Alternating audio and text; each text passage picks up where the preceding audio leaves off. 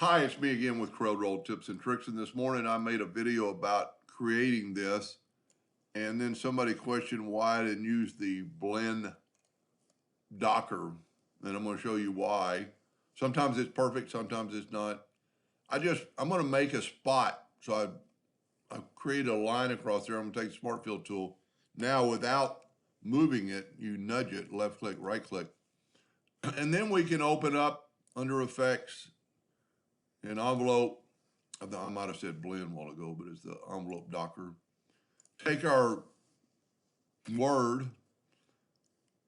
I would try vertical and then click on create an envelope form. I'm going to show you why it doesn't work. Because look how it destroys the D and the N and the letters. So what you have to do that is take some 2-point lines. Whoops, grabbed the wrong tool. 2-point lines, holding down the control button, and move that in to about there, and then make a plus. And if you were doing this for real, you'd want to, nudge it and measure it. Then take the Smart Fill tool and fill that in, and that's your new envelope form. And now we can take the word,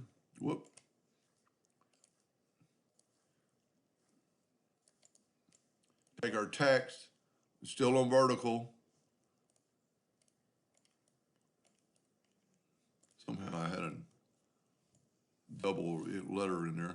Vertical, create from envelope form and create that. And that looks pretty good, I have to admit.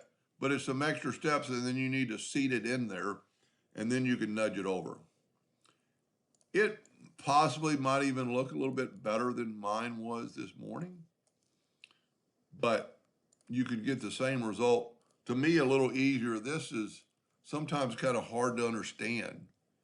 There's some pre-shapes, and, all your tools up here, freehand, straight line, single curve, double arc, and envelope, keep lines. But when it does work good, it works.